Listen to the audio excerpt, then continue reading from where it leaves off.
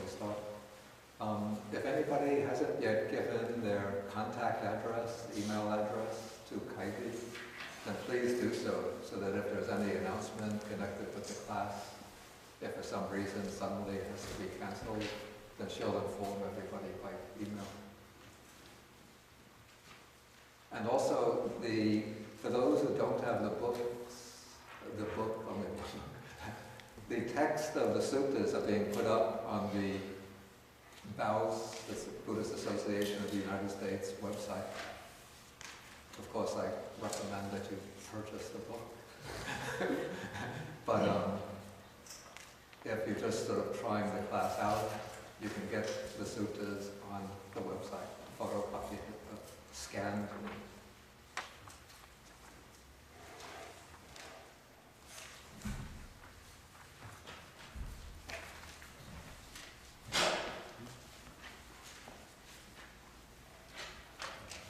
Okay, we are doing Sutta number 2 in the Majjhima Nikaya. This is called the Sabbasava Sutta, the discourse on all the asavas, the taints, inflows, outflows, influences, leakages, stream flows.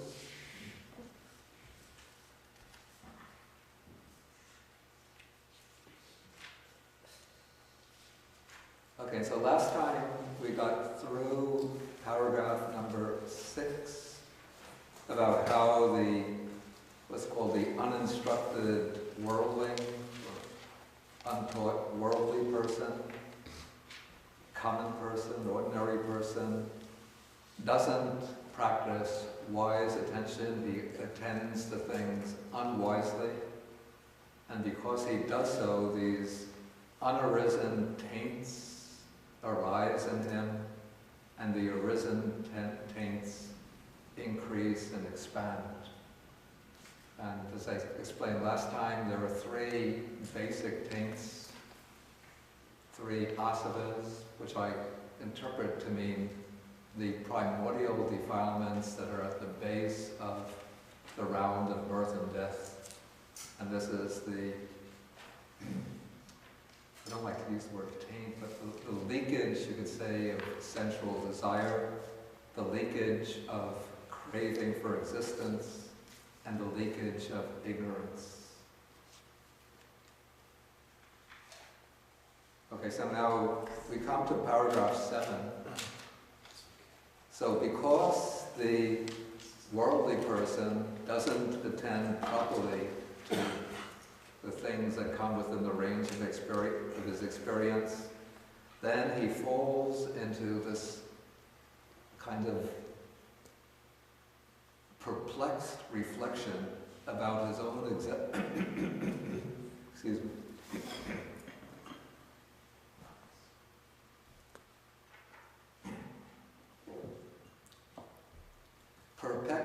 Perplexed reflection about his own existence. So this is how he attends unwisely. Was I in the past? Did I exist in the past? Was I not in the past? Didn't I exist in the past? What was I in the past? How was I in the past? Having been what did I become in the past? So these are 5 kinds of reflections about the past, and 5 kinds of reflections about the future. Shall I be in the future? Will I continue to exist? Shall I not be in the future? Maybe I won't exist in the future. That is an afterlife. What shall I be in the future? What will I be in my next life? How shall I be in the future? Having been what shall I become in the future? Okay, so 5 kinds of perplexed reflection about the future, or else he starts reflecting unwisely about the present. Am I? In other words, do I exist? Do I not exist? What am I? How am I? Where has this being come from? Where will it go? So what is common to all of these reflections about past, future, present? Despite their diversity, there's something common to all of them. Wrong view of the self. Excuse me? The wrong view of the self, or the Yeah, well, it's not yet like delusion of self.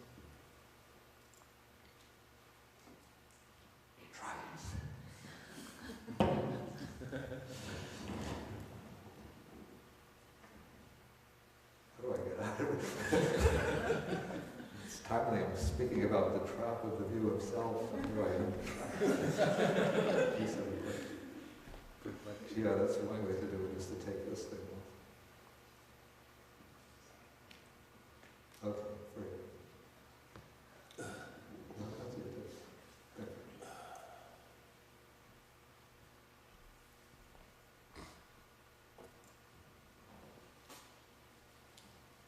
Okay, so at this point, the view of self is not yet crystallized, not yet established, but you're on the right track, that all of these reflections revolve around some idea that there's an I persisting through past, present, future. And so what it seems to be the case is that we could say that these kinds of perplexed reflections, you could say that they are pregnant with the view of the self, but it's not yet come to the surface. But he's starting to think, because he's reflecting unwisely, so he falls into this, let's say his thoughts all revolve around the idea of an I or a self. And so now once he starts reflecting in this way, trying to answer these questions, eventually he will come upon a full-fledged view of the self.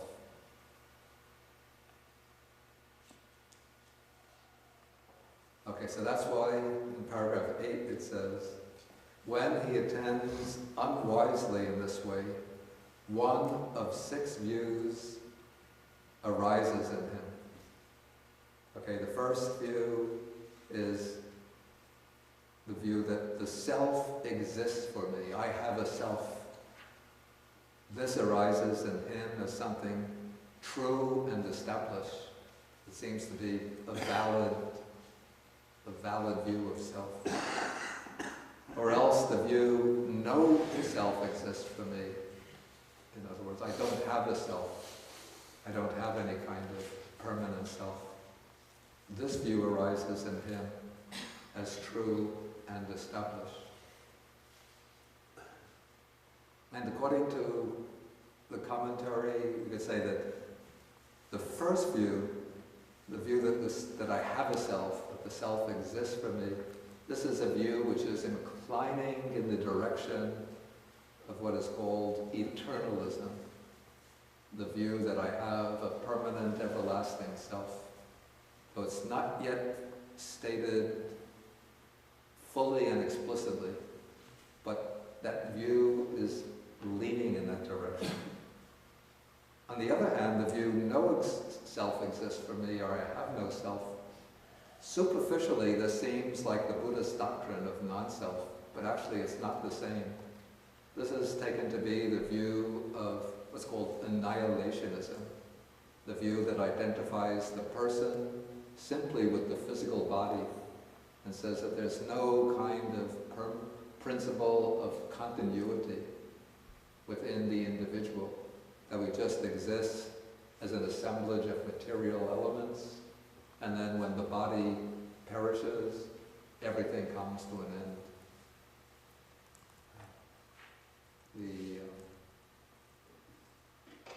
The plug is pulled out and everything comes to an end.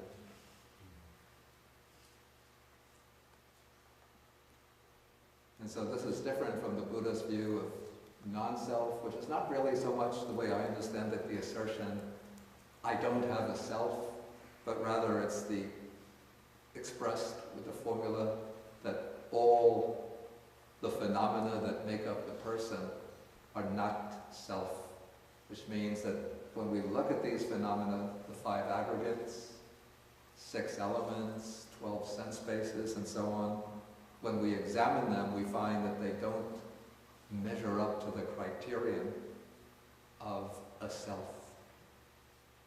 So it's not a dogmatic or doctrinal assertion, there is no self, but it's, I would call it, a guide to examination and investigation in order to see that the phenomena that make up our individual identity don't have the qualities or characteristics of a true self. Okay, so that is the second view. Then the third view, I perceive, let's take the third, fourth, and fifth views are quite closely related. And the way I see it, these 3 views all devolve around the fact that the human mind is capable of self-reflection, that we can turn back and reflect on ourselves and examine ourselves. And so there's a kind of split within human consciousness between what I would call an observing portion and the observed portion. For example, if you sit in meditation practicing Chittanupassana, contemplation of mind, you'll see that one part of the mind is simply looking, examining, or is aware, and then the other part of the mind is sort of flowing by like the scenes in a cinema film. Different thoughts, ideas, memories, plans. So that is the observed portion. The awareness is the observing portion. And so now these 3 views are all trying to locate a self in relation to this split in human consciousness.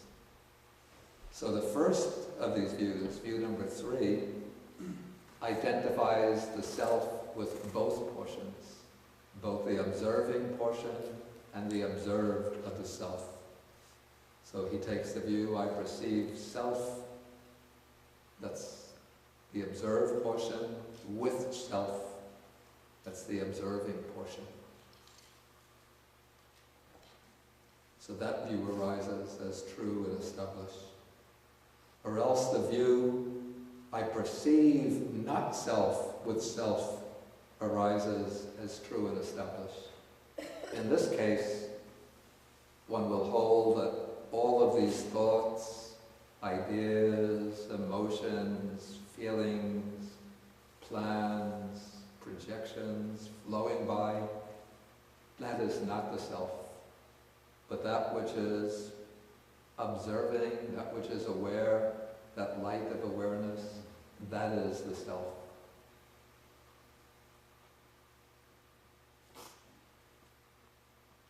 Maybe this is at least one of the views being articulated in texts like the Upanishads.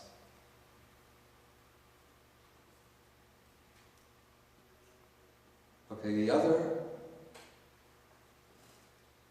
the third of these positions is the view, I perceive self with not self, arises in him as true and established. Maybe this view will hold that the content of the mind is our real self, and that which is observing the content of the mind is maybe just a purely, just a pure light of awareness, but it's not the self. Maybe this would be a view, perhaps it would correspond with some of the views of the early psychoanalytical theory, Freudian theory. I'm just guessing, I'm not an expert in this. But the view that holds that what the true person would be the id. One's real identity is the id, and that which is aware, the ego, is just the kind of reflection or function of the deep underlying structures of the psyche. Please don't quote me though as an authority and say that Bhikkhu Bodhi is holding this interpretation of Buddhist interpretation of psychoanalytical theory. I'm just offering this as a kind of a guess.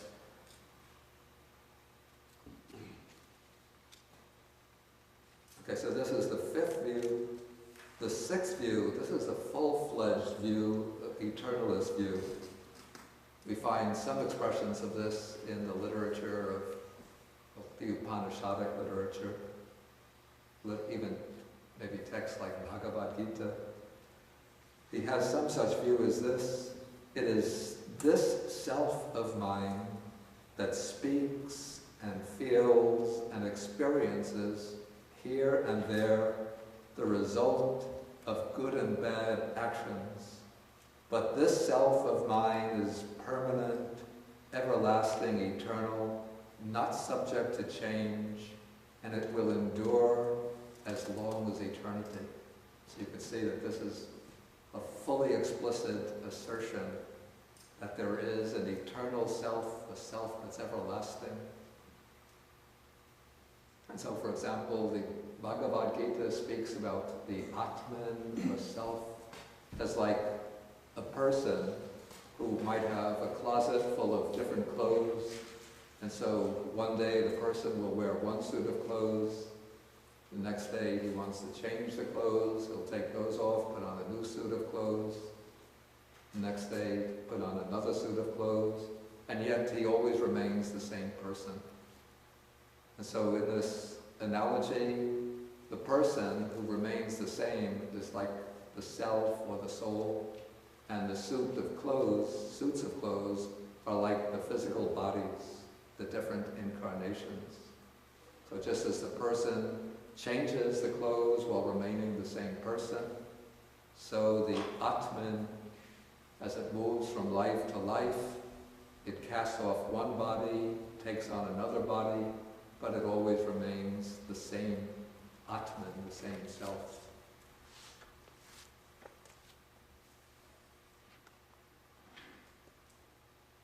Okay, so then the Buddha speaks about the danger or the drawback in these views of self.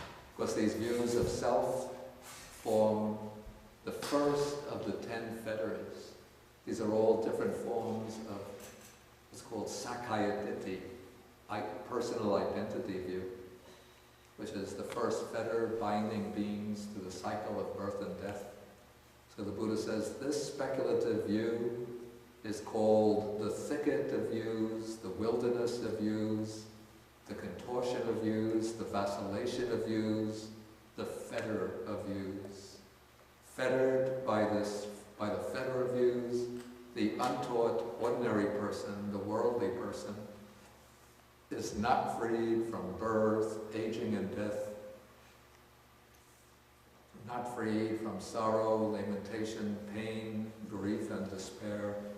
He is not freed from suffering, I say. Okay, and now the Buddha is going to show the contrasting section where we have the well-taught, noble disciple. This is the disciple, one who's the disciple of the noble ones. And so this person has regard for the noble ones, and he is skilled and disciplined in their Dhamma. He has regard for the true men or the good persons. Again, that's just a synonym for the noble ones. And he is skilled and disciplined in their Dhamma.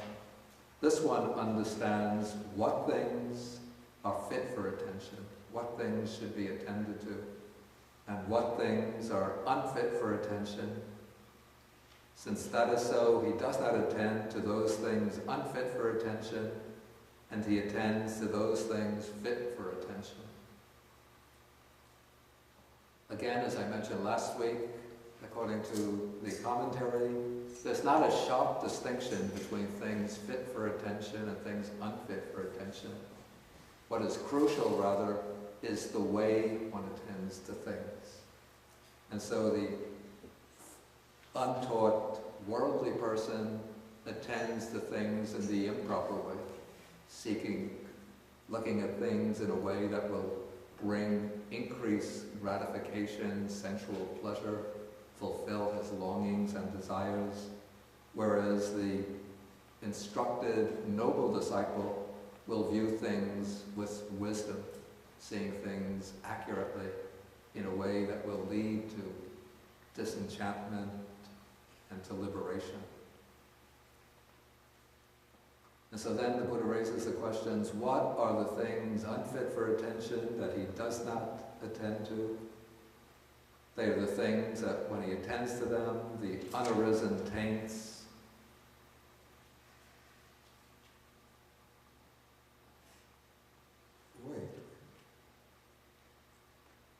the things unfit for attention that he does not attend to. They are the things such that when he attends to them, the unarisen taints arise, and the arisen taints increase. And then what are the things fit for attention that he attends to? They are things such that when he attends to them, the unarisen taints do not arise, and the arisen taints are abandoned. And this is elaborated for each of the three taints. Okay, then the Buddha shows the key way in which the noble disciple attends wisely. That is, he attends wisely using as the framework for attention the Four Noble Truths. And so he attends wisely, this is suffering. He attends wisely, this is the origin of suffering. He attends wisely, this is the cessation of suffering. And he attends wisely, this is the way leading to the cessation of suffering. So this is, we could say, the basic template for contemplation that the noble disciple, or the wise instructed disciple, uses. And so what he'll have accessible to him immediately as a framework for contemplation would be the first noble truth. He begins by examining things in terms of, say, the three characteristics of impermanence, suffering, and anatta, non-self. So, beginning by attending to things wisely in this way, then he will eventually launch into the development of insight, the practice of insight meditation, directed towards the three characteristics. So he'll be seeing more and more deeply how all conditioned phenomena are possessed of or stamped with these three characteristics. Then, applying the template of dependent origination, he will seek what is the cause for the coming into being of these phenomena. And he'll see that these phenomena arise basically through craving and ignorance. It's craving and ignorance that bring into being from life to life these five aggregates that sustain them. And then as long as they continue, again they bring the suffering of the round of rebirths. And so investigating the first two noble truths, exploring them with insight, eventually there comes a point, at this stage of insight, he'll know by inference that if craving and ignorance can be eliminated, then all suffering comes to an end. And he'll have trust that the Noble Eightfold Path is the way to the cessation of suffering. Then as he goes on investigating with insight, a point comes where he makes the breakthrough to direct experience of the truth of the Dhamma, the transcendent truth of the Dhamma. Then he sees directly the third noble truth, which is Nibbana, the unconditioned. And that gives him the platform from which to know the third noble truth, the truth of the cessation of suffering, and to know that in fact this Noble Eightfold Path is the way to the cessation of suffering. And so this is the breakthrough experience to the stage of what is called stream entry, entering the stream of the Dhamma so that one is heading irreversibly in the direction of full liberation. And so therefore the Buddha says, when he attends wisely in this way, when he attends properly in this way, 3 fetters are abandoned in him. These 3 fetters are, here I translated personality view, later I changed to identity view. This is the view of a self existing in relation to the 5 aggregates. So with this breakthrough to the Dhamma, experience of the Dhamma, one cuts off, one sees into the selfless nature of all phenomena. And with that, any possibility of adopting a view of self is abandoned. So one never can adopt any kind of view that asserts the existence of a real self existing in relation to the 5 aggregates. So he cuts off the fetter of identity view, and now he's seen the truth of the Dhamma, and so he has no more doubt, because now he sees the same truth that the Buddha has seen, and so he has what's called unwavering confidence. And he cuts off what's called Silabbata Paramasa, here translated adherence to rules and observances. Maybe adherence is not so satisfactory, since it suggests that somebody who gains the first stage of enlightenment doesn't have to follow rules, but could just do what he wants. I think the better translation for paramasa might have been wrong grasp. It's grasping rules and observances with the idea, just by following these rules, undertaking these observances, I can gain enlightenment and liberation.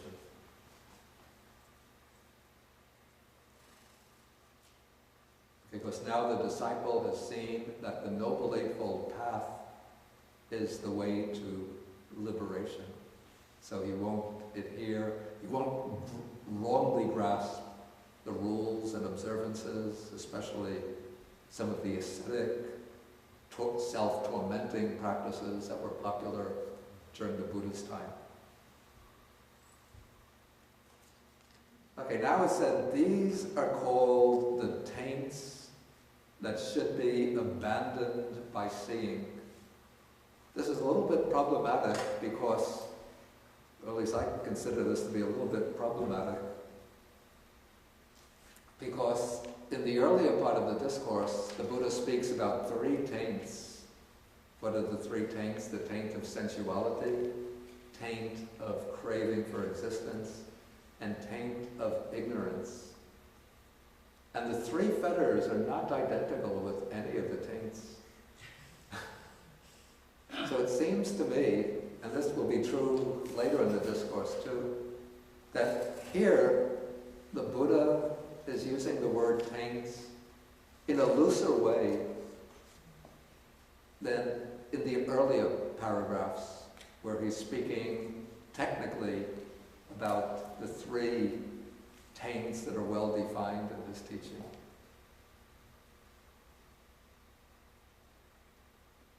The commentary accepts the idea of the later notion of dit-asava, the taint of wrong views. So in that understanding, personality view or identity view is one aspect of the taint of views, and the wrong grasp of rules and observances is also a taint of views. Because the wrong grasp of rules and observances is the view that simply by observing these rules and observances, one can gain enlightenment.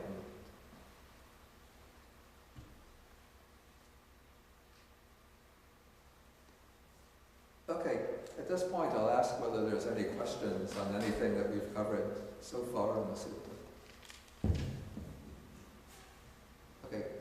way in the back. First take the microphone. Venerable One, some would ask, if there is no self, what is it that accumulates karma? Okay.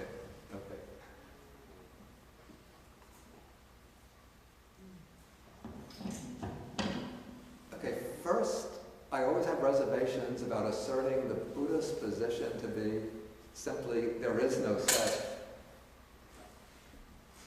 Because I don't know any text from the Nikayas which says simply and definitely, there is no self.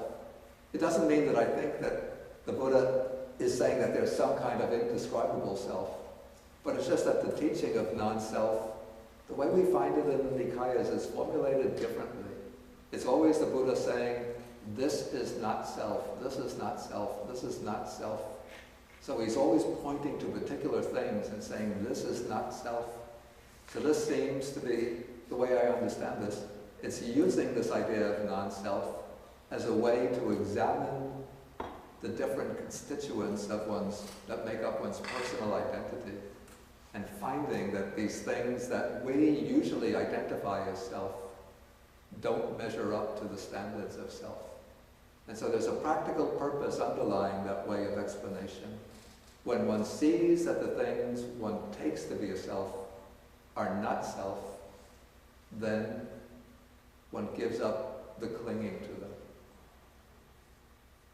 It's a little bit, maybe to use an analogy, say we're in a dark place like a cellar, you're with it, and then you look down on the ground and you see a snake.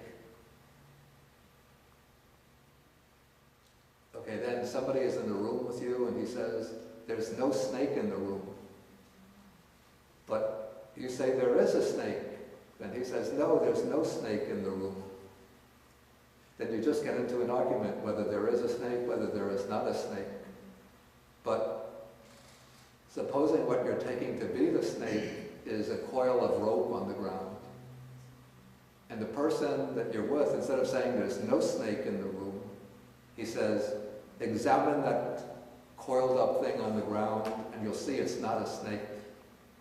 In that case, instead of getting fearful and getting angry and arguing with the person, you look on the ground and then you see, maybe you take a flashlight, you shine it on that coil of rope, that coiled up thing on the ground, and you see it's a piece of rope, not a snake.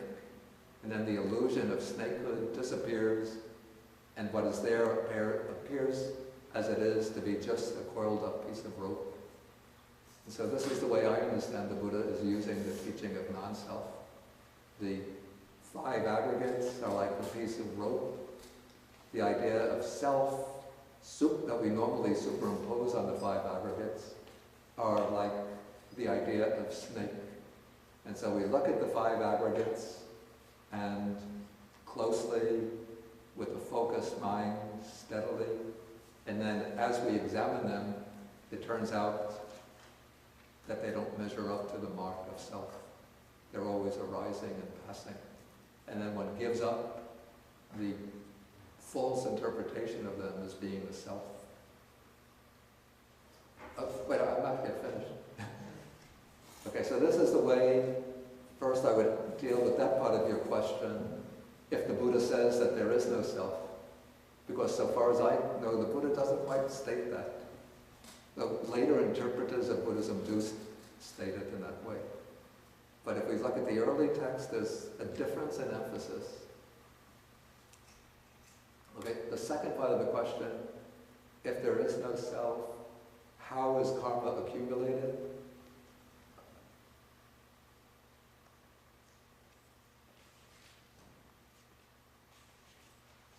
Okay, it's an interesting question. And the question is not explicitly answered in the early texts, but the way, let us say, Buddhist tradition, the early Buddhist tradition gives an answer, that karma is done, and when we use the image of accumulation, or the expression accumulation, it's, let us say, it's a way of speaking which has a kind of metaphorical flavor to it. So there's no place actually where karma is accumulated. When we think of karma being accumulated, we're using kind of a physical analogy to think of karma, as though karma were like grains of maybe pieces of fruit that one might pick up if you're close to an apple orchard and pick up apples off the tree and put them in a basket. You're accumulating the apples in the basket. So we think of karma in that way, but this is just a metaphorical way of speaking. What we say is that when one does some kind of ethically significant action, one creates a karma.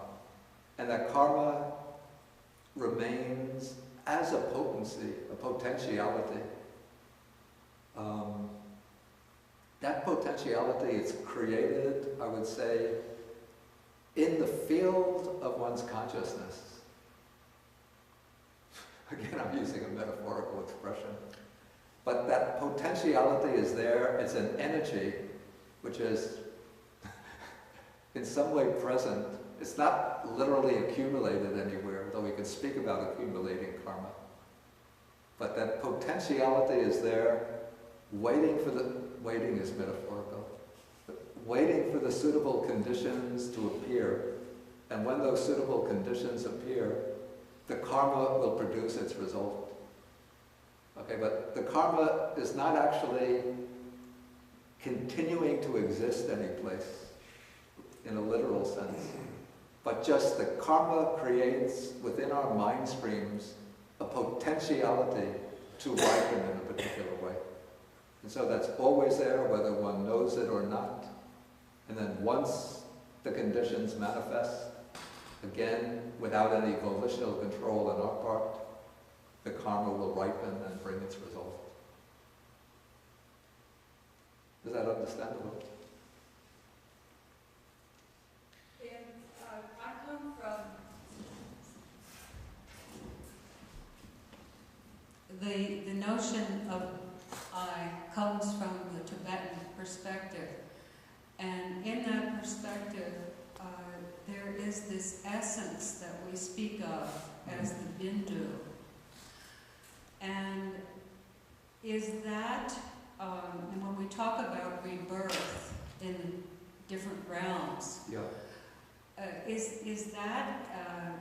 is there a continuity in that? I mean, is that what you believe here, that there is some continuity, not necessarily with the self, but that essence that, goes into these different realms? Yeah, definitely there's a continuity. So the consciousness is, maybe we call it a stream or a process of occasions of consciousness, always arising, passing away, arising and passing away. But that consciousness flows on as a continuous stream. And so when death takes place, what happens is that the stream of consciousness can no longer arise based on the same physical body. But according to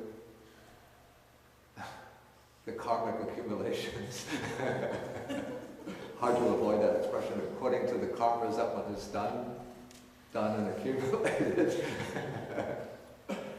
that those karmas, we call these energies, potentialities, will direct the stream of consciousness to a sphere of rebirth which is appropriate for the karmic tendencies within that stream of consciousness.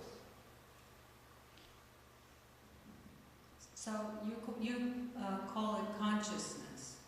Yeah, consciousness, we could say, is the main factor responsible for maintaining the continuity of the rebirth process. But strictly, it's not the same individual consciousness, like one entity that goes on preserving its identity, but it's a continuously changing stream or process of consciousness.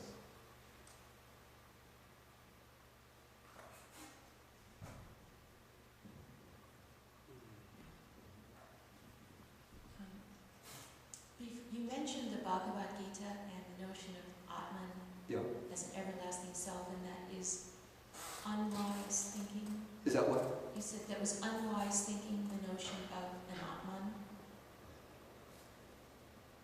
Was it an unwise thinking, the notion that there's an eternal self?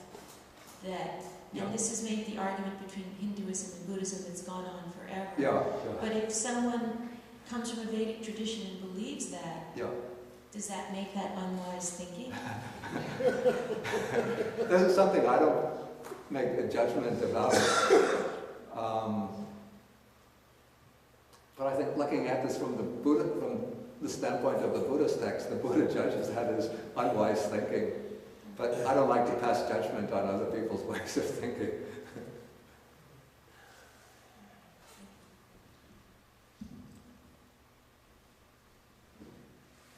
They have a question about the relationship between doubt and the taint of views. Yeah. I think I understand how identity view and the wrong grasp of rites and rituals relates to identity view.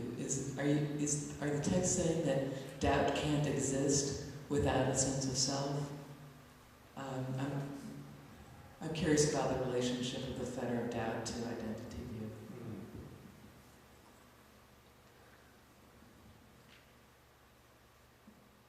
I know what is true is that the fetter of doubt and the fetter of the view of self are eliminated together.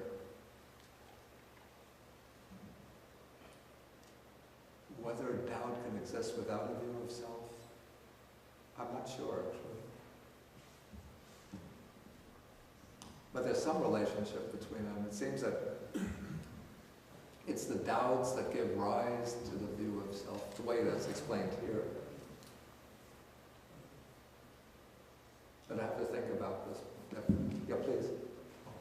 Now, as I understand this, there is a standard for the self, and Buddha is taking different things for which selfhood claims are made, right? And he's saying, see, they don't measure up. Right. That is, they can't, that is, none of them in themselves can be the self. Yeah. And apparently if you try to lump them and say, well, all together they're the self, well, then that's an aggregate, which I guess can't be a self because it's a multitude of things, right? But what I don't understand is, where's the standard for the self come from? Yeah. You see, if he's saying, well, they don't measure up to that standard, why is the standard more certain than the things that different people are making claims for? You see, why can't the ordinary man say, well, it might be that my self doesn't measure up to your standard for a self, but it does a perfectly good job of measuring up to my standard. My head's about to explode. This is very complicated stuff.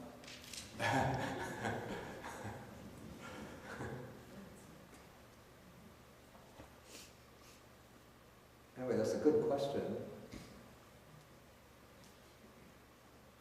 Okay, first, what are the standards that the Buddha uses for the self? And it seems that he's not really setting his own standard for the self, or standard for herself, but sort of drawing out the implications of the idea of self, partly based on the Indian way of thinking about self during that period. And partly, I would say, drawing out from the deep, drawing out from the deep psychological motivation that compels people to be seeking a sense of self. Okay, looking at it from the standpoint of the contemporary Indian view of self, the self as posited by the thinkers of the various Indian schools, what they were seeking, was something that fulfilled the criterion of permanence. If something is to be a self, it has to be everlasting and has to be exempt from arising and passing away. And so then whatever is one brings forward as an attempt to identify the self. What is myself? This is myself. the Buddha says, if we look into this entity that's brought forth with the claim, this is myself, one finds that it falls into one or another of the five aggregates. It's either the body, feeling, perception, some activity of volition, or consciousness. And then when we examine this particular entity that's brought forward, we find that it's not permanent, not everlasting, and even when we attend to it close up, we see that it arises and passes away. Of these five aggregates, the subtlest is the aggregate of consciousness, and generally the more reflective thinkers would take consciousness to be the self. Everything else might be non-self, but that which is aware is the self. But the Buddha says, look into this awareness, and we find that it too is based on conditions. It too arises and passes away. So even the consciousness is not self. Okay, so that's using the contemporary Indian standard of selfhood, that permanence is sort of built implicitly into the idea of self. Okay, then let me just bring... Okay, maybe you asked the question. Oh, well, what I'm wondering then is he really saying, well, look, there was this compulsion of the people around me in India to believe that they have permanent selves. Yeah. And they don't. And the real problem is, perhaps, that they're living in terror of change. Mm-hmm. They can't stand the idea of change and of their own impermanence. Yeah. And so they feel compelled to have this view of themselves, which is a denial of reality. Yeah. But if that's what he's saying, then I want to know, okay, well, is it necessary to have an idea of self, that the self is impermanent and all that? Do I have to be in a panic about change so that I need to deny the obvious facts about myself and the world, that everything's impermanent? Why isn't a sense of self that is not permanent adequate? That is. And that would be, then, is that actually his response? Is that really what he's saying? That a sense of self that is not permanent is actually an adequate sense of self. Is that what he's saying?